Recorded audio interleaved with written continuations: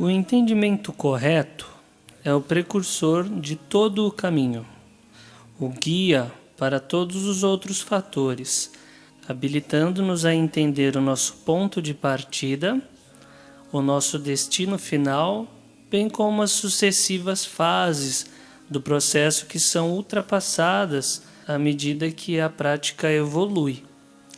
Tentar iniciar a prática sem o alicerce do entendimento correto é assumir o risco de ficar perdido na inutilidade de um movimento sem rumo. Agir assim é comparável a pretender alcançar um local desconhecido sem consultar o mapa ou sem ouvir as sugestões de um condutor experiente. Podemos entrar no carro e iniciar a condução, mas teremos mais probabilidades de nos afastarmos do destino do que de nos aproximarmos dele. Para alcançarmos o local pretendido, necessitamos de ter alguma ideia da sua direção genérica, bem como dos caminhos que a ele conduzem. O mesmo se aplica à prática do caminho, a qual ocorre num quadro de entendimento que é estabelecido pelo entendimento correto. A importância de uma compreensão justa pode ser avaliada pelo fato de as nossas perspectivas sobre os aspectos cruciais da realidade envolvente ou dos valores terem um impacto que extravasa as meras convicções teóricas. Na verdade, elas comandam não só as nossas atitudes e ações, bem como toda a orientação que damos à nossa existência. A nossa visão pode não estar formulada de forma clara na mente. Podemos mesmo ter somente uma noção vaga do que são as nossas convicções, mas, formuladas ou não, expressas ou mantidas em silêncio, essas opiniões têm uma influência determinante e de longo alcance. Elas estruturam as nossas percepções, ordenam os nossos valores e acabam por cristalizar na moldura conceitual, através do qual interpretamos para nós próprios o sentido da nossa existência no mundo. Então, a compreensão condiciona a ação. Ela está por trás das nossas opções e objetivos, bem como dos esforços que fazemos para transformar de ideias em realidade os nossos objetivos. As ações, elas próprias, podem determinar consequências, mas tanto as ações como as consequências rodopiam em torno da compreensão, a partir da qual brotaram.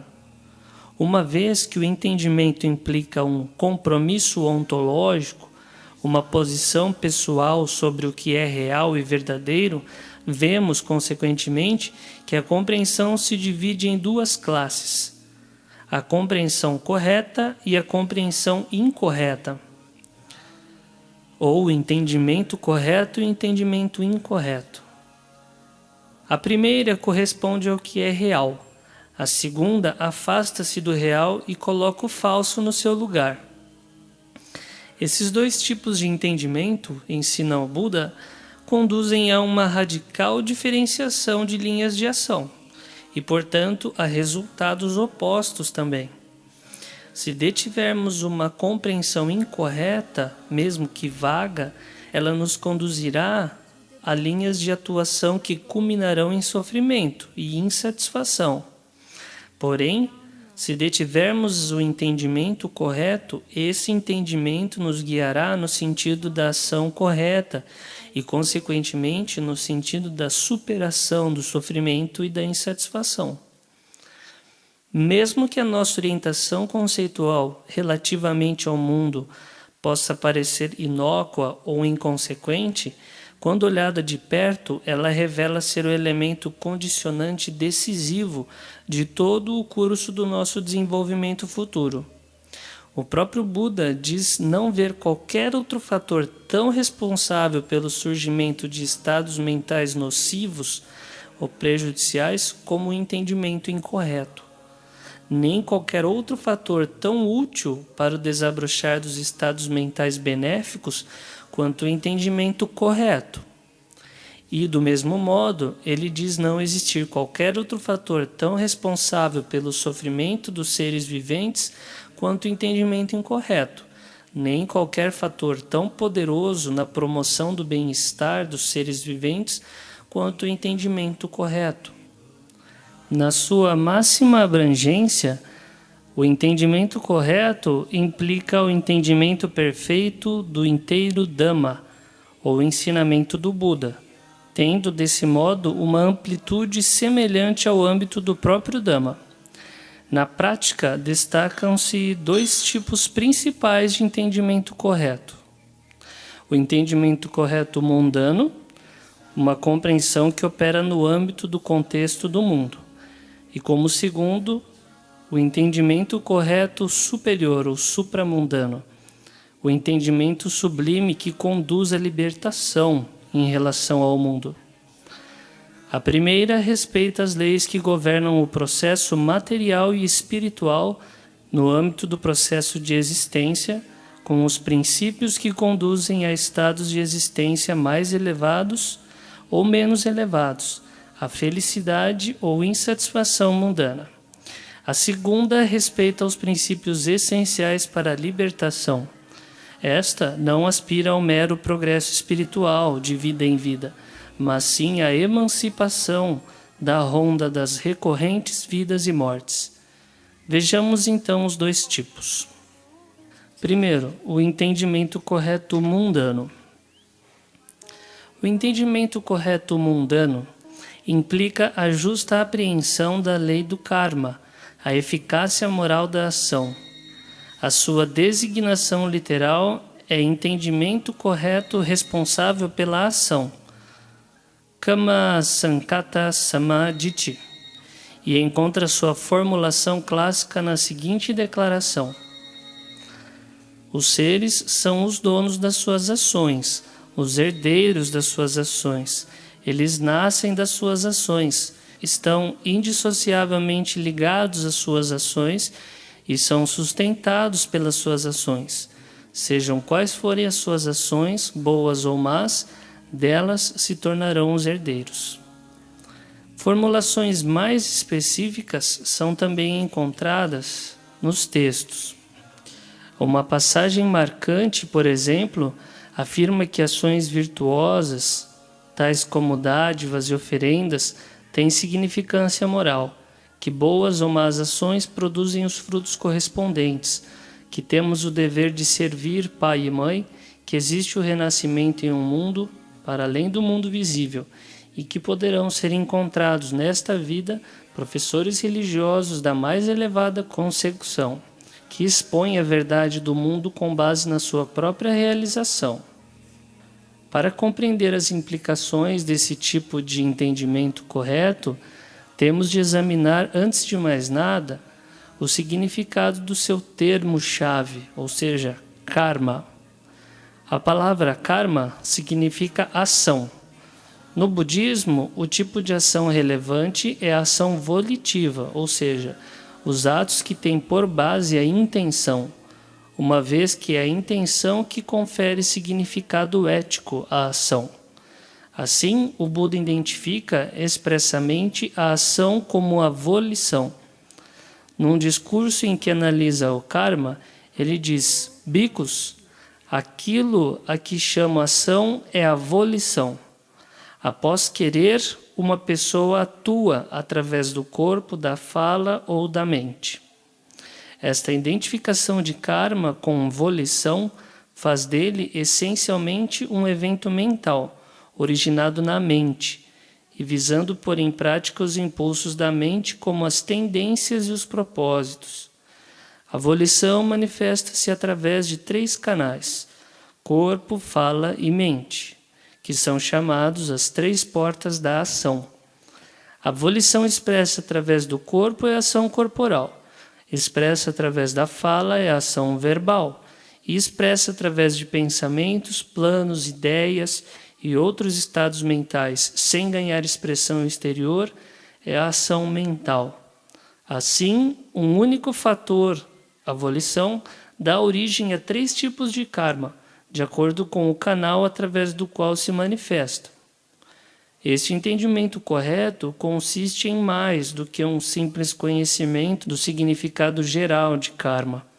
É também necessário compreender a diferenciação ética do karma entre nefasto e benéfico, as principais situações de cada um desses casos, bem como as raízes de onde essas ações provêm. Como é referido num sutta, quando um nobre discípulo compreende o que é karmicamente nefasto e a raiz do karma nefasto, bem como o que é karmicamente benéfico e a raiz do karma benéfico, então ele possui entendimento correto. É um trecho do Madhyama Nikaya número 9, o Samadhi Sutta. Analisando esses pontos por ordem, constatamos que o karma é, desde logo, diferenciado entre prejudicial, akusala em Pali, e benéfico, kusala. O karma prejudicial é a ação que é moralmente reprovável e, desse modo, deteriorante do desenvolvimento espiritual e conducente a estados dolorosos, tanto para nós próprios como para os outros.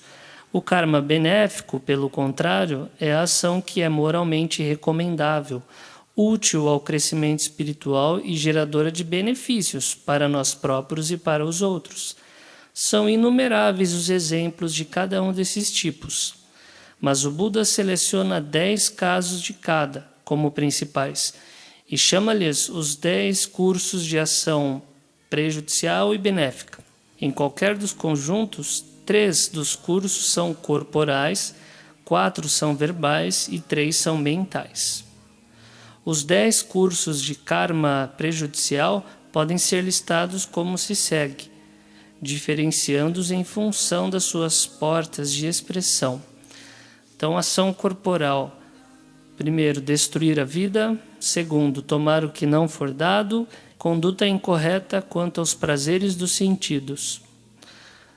Da ação verbal, linguagem falsa, linguagem caluniosa, linguagem agressiva e linguagem fútil, tagarelice. E a ação mental, cobiça, raiva e delusão. Os 10 cursos de karma benéfico são os opostos destes. A abstenção dos primeiros 7 cursos do karma prejudicial e estar liberto da cobiça, raiva e delusão. Embora os 7 casos de abstenção sejam exercidos inteiramente ao nível da mente e não impliquem necessariamente ação visível, não deixam de ser designados por ação corporal ou verbal benéfica, já que se centram no controle das faculdades do corpo e da fala. As ações diferenciam-se entre benéficas e prejudiciais em função das suas motivações subjacentes, chamadas de raízes, as quais imprimem a sua própria qualidade moral às volições, suas concomitantes. Deste modo, o karma é benéfico ou prejudicial consoante as suas raízes forem benéficas ou prejudiciais. As raízes são triplas em cada um dos conjuntos. As raízes prejudiciais são as 3 impurezas que já conhecemos: cobiça, aversão e ilusão. Qualquer ação que tenha por base alguma dessas raízes é um caso de karma prejudicial. As 3 raízes benéficas são os seus opostos, sendo expressas na negativa, ou seja, não cobiça, não raiva e não delusão, e significando não somente a ausência da impureza, mas também as virtudes correspondentes. Não cobiça implica renúncia, desapego e generosidade. Não aversão implica em amor universal, altruísmo e amabilidade. E não ilusão implica sabedoria. Qualquer ação que tenha por base alguma dessas raízes é um caso de karma benéfico. O atributo mais relevante do karma é a sua tendência para produzir efeitos concordantes com a qualidade ética da ação. Uma imanente lei universal reina sobre as ações volitivas, fazendo com que determinem consequências retributivas, chamadas de vipaka, colheitas. Esta lei trabalha segundo o princípio simples de que ações inábeis frutificam em sofrimento e que ações benéficas ou hábeis em felicidade.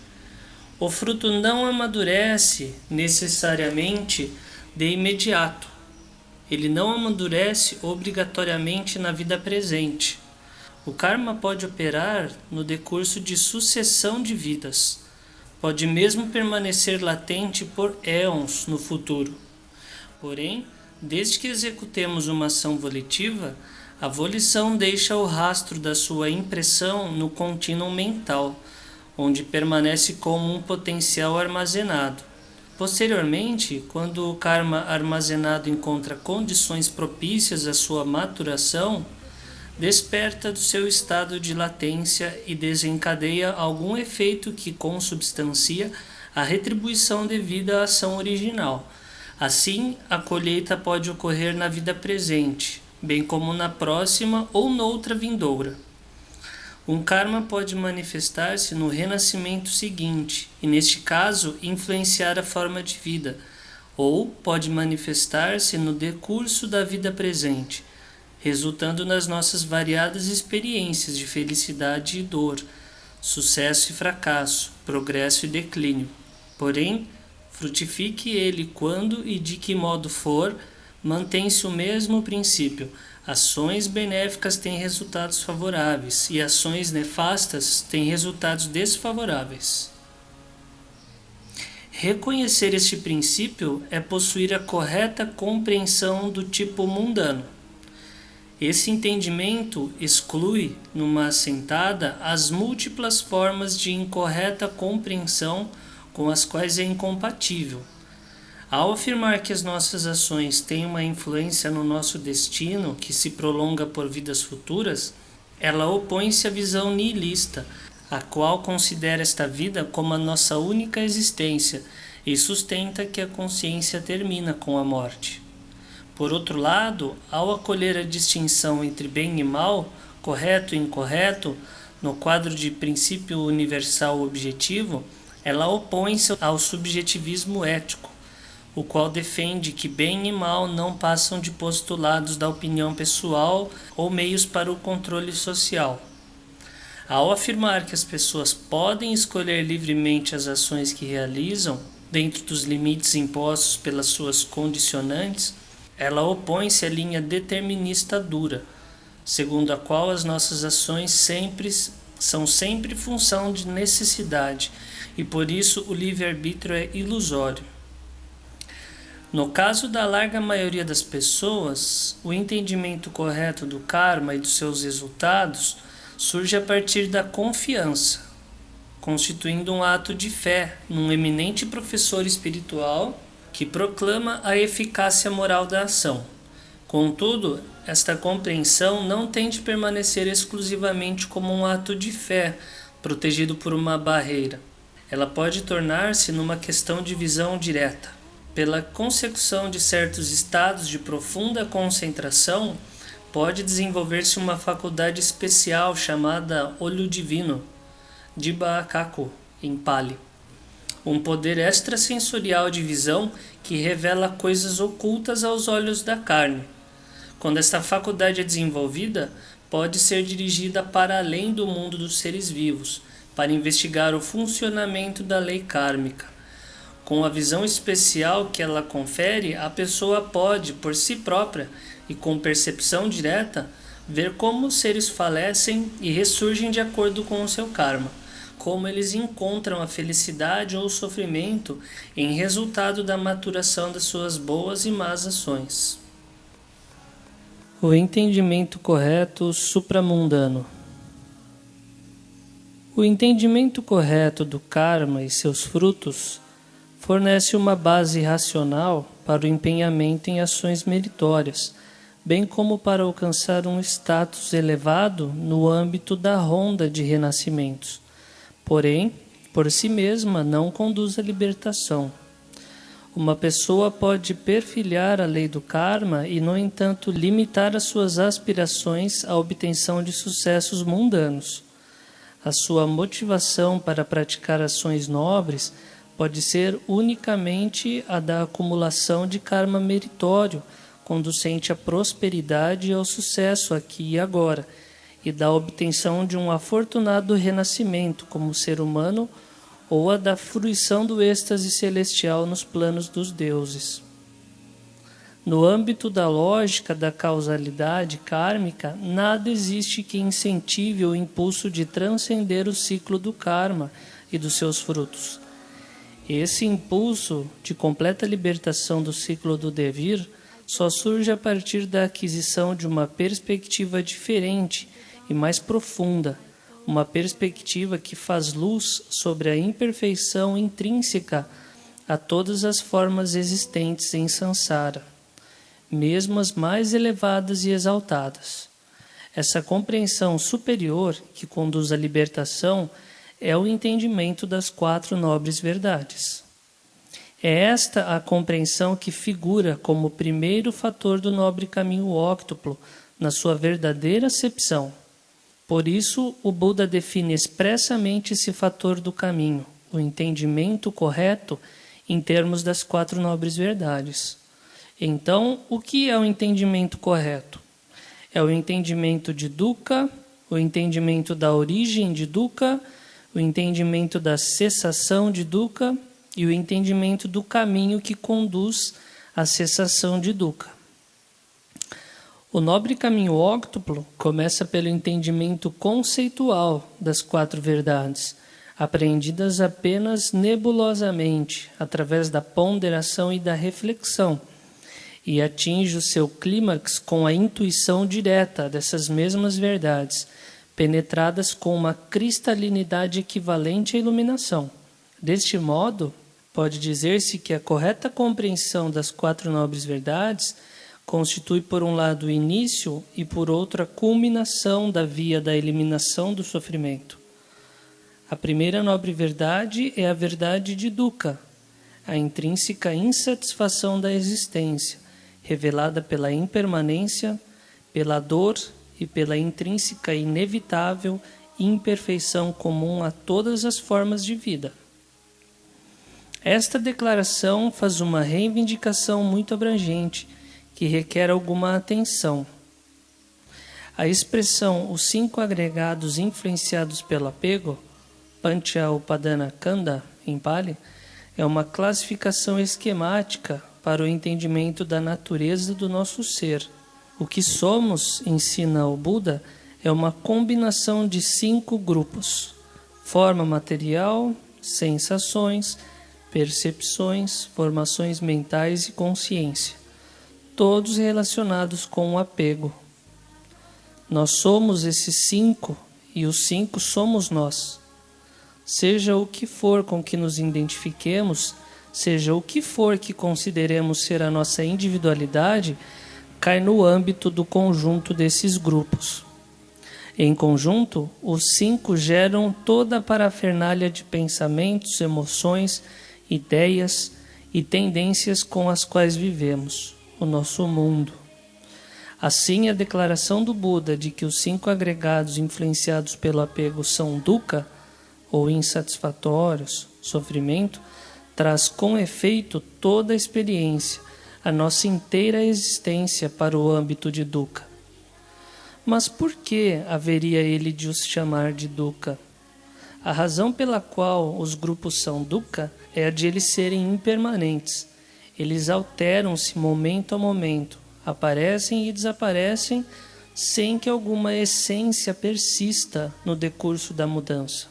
Uma vez que os fatores constitutivos do nosso ser estão sempre a mudar, absolutamente desprovidos de uma essência permanente, não há neles nada a que nos possamos agarrar como base para a nossa segurança.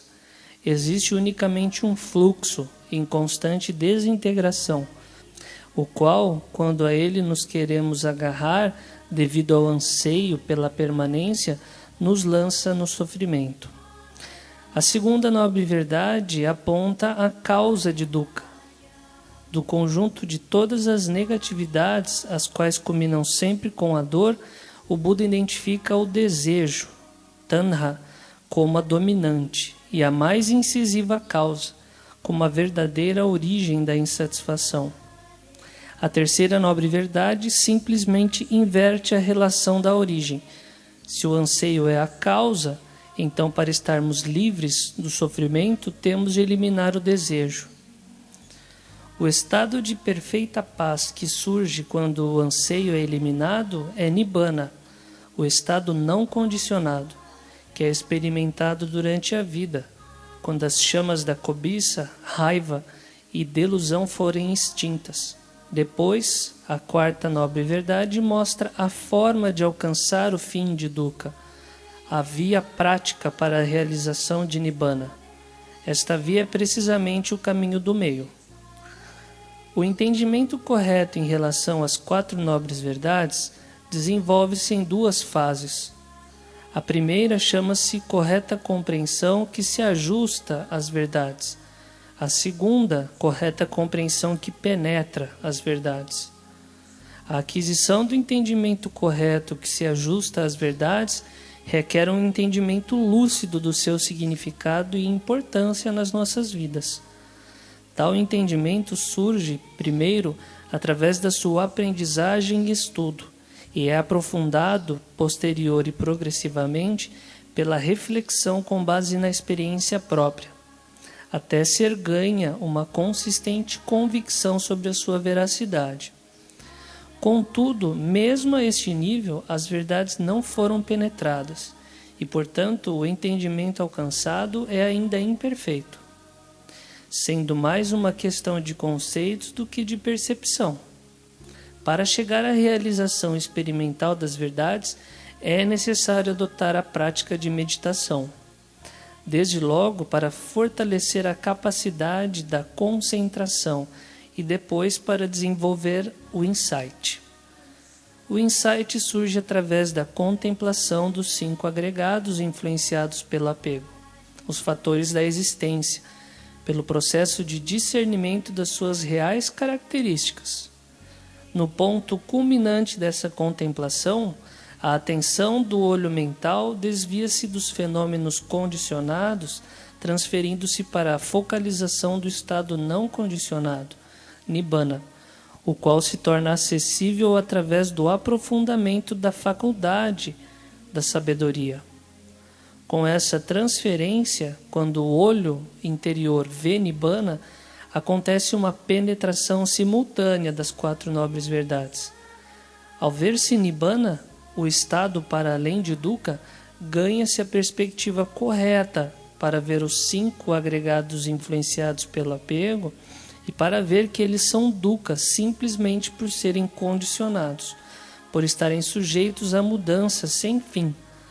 No momento em que Nibbana é realizado, o desejo acaba. Então ocorre o entendimento de que o anseio é a verdadeira origem do sofrimento. Quando Nibbana é visto, constata-se que ele é o estado de paz, despojado da confusão do devir, do processo de existência. E por essa experiência ter sido alcançada através da prática do nobre caminho óctuplo, a pessoa sabe por si própria que o caminho do meio é verdadeiramente a via para o fim de dukkha. Esta compreensão perfeita, que desvela assim as 4 nobres verdades, surge unicamente no final da senda, não no seu início. Temos de começar pela correta compreensão que se ajusta às verdades, adquirida pela aprendizagem e fortalecida pela reflexão. Este entendimento estimula-nos a desenvolver a prática, a aprender o triplo treino em disciplina moral, concentração e sabedoria. Quando o treino amadurece, o olho da sabedoria abre-se por si próprio, penetrando as verdades e libertando a mente dos seus grilhões. Agora eu vou fazer a leitura do trecho sobre o entendimento correto do caminho para a liberdade. E o que é o entendimento correto? Compreensão do sofrimento, compreensão da origem do sofrimento, compreensão da cessação do sofrimento, compreensão do caminho de prática que conduz à cessação do sofrimento. A isso se chama entendimento correto. E como é que o entendimento correto vem primeiro? A pessoa compreende entendimento incorreto como entendimento incorreto, e entendimento correto como entendimento correto. Esse é o entendimento correto de uma pessoa. E o que é o entendimento incorreto? Não existe nada que é dado, nada que é oferecido, nada que é sacrificado. Não existe fruto ou resultado de ações boas ou más. Não existe esse mundo nem um mundo seguinte. Não existe mãe nem pai, nenhum ser que renasce espontaneamente. Não existe sacerdotes nem contemplativos bons e virtuosos que, após terem conhecido e compreendido diretamente por eles mesmos, proclamam este mundo e o próximo. Isto é o entendimento incorreto. A pessoa faz o esforço para abandonar o entendimento incorreto e penetrar o entendimento correto. Esse é o esforço correto da pessoa. A pessoa com atenção plena abandona o entendimento incorreto e penetra e permanece no entendimento correto. Essa é a atenção plena de uma pessoa. Assim, essas três qualidades, entendimento correto, esforço correto e atenção plena correta, giram em torno do entendimento correto. Neste caso, Bicos, uma pessoa comum, sem instrução, que não respeita os nobres, que não é proficiente nem treinada no dama deles, que não respeita os homens verdadeiros, que não é proficiente nem treinada no dama deles, não entende o tipo de coisas que merecem atenção e que tipo de coisas não merecem atenção. Assim sendo, ela se preocupa com aquelas coisas que não merecem atenção e não se preocupa com as coisas que merecem atenção. É desta forma que ela se ocupa sem sabedoria. Eu existi no passado? Não existi no passado? O que fui no passado? Como eu era no passado? Tendo sido que, no que me tornei no passado? Existirei no futuro? Não existirei no futuro? O que serei no futuro? Como serei no futuro? Tendo sido que, no que me tornarei no futuro? Ou então ela está no seu íntimo perplexa acerca do presente. Eu sou? Eu não sou? O que sou? Como sou? De onde veio este ser? Para onde irá? Quando ela se ocupa desta forma, sem sabedoria, uma entre 6 ideias surgem nela. A ideia de que um eu existe em mim surge como verdadeira e consagrada. Ou a ideia de que um eu não existe em mim surge como verdadeira e consagrada. Ou a ideia de que eu percebo o eu através do eu surge como verdadeira e consagrada.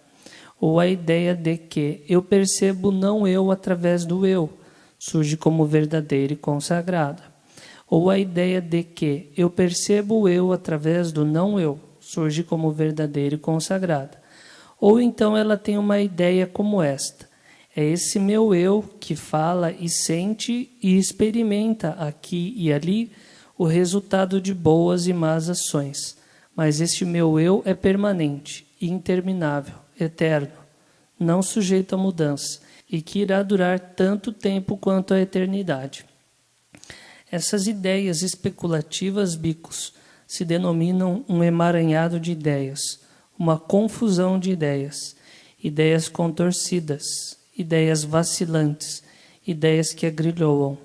Aprisionado pelas ideias que agrilhoam, a pessoa comum sem instrução não se vê livre do nascimento, envelhecimento e morte, da tristeza, lamentação, dor, angústia e desespero. Ela não se vê livre do sofrimento, eu digo. Bicos, um nobre discípulo bem instruído, que respeita os nobres, que é proficiente e treinado no dama deles, que respeita os homens verdadeiros, que é proficiente e treinado no dama deles. Entende quais são as coisas que merecem atenção e quais são as coisas que não merecem atenção. Sendo assim, ele não se ocupa com as coisas que não merecem atenção. Ele se ocupa com as coisas que merecem atenção. Ele aplica sua atenção com sabedoria. Isso é sofrimento. Essa é a origem do sofrimento. Esta é a cessação do sofrimento. Esse é o caminho que conduz à cessação do sofrimento. Quando ele aplica sua atenção com sabedoria desta forma, 3 grilhões são abandonados: a ideia da existência de um eu, a dúvida e o apego a preceitos e rituais. Ou seja, ele entra na correnteza. Katyayana pergunta para o Buda: Venerável Senhor, é dito entendimento correto, entendimento correto. De que forma existe entendimento correto? O Buda diz: Katyayana, em geral, este mundo depende de uma dualidade, a noção da existência e a noção de não existência.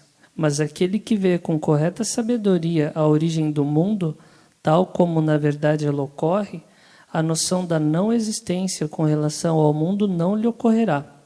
Aquele que vê com correta sabedoria a cessação do mundo, tal como na verdade ela ocorre, a noção da existência com relação ao mundo não lhe ocorrerá. Katyayana, em geral este mundo é aprisionado por adesões, apegos e preconceitos.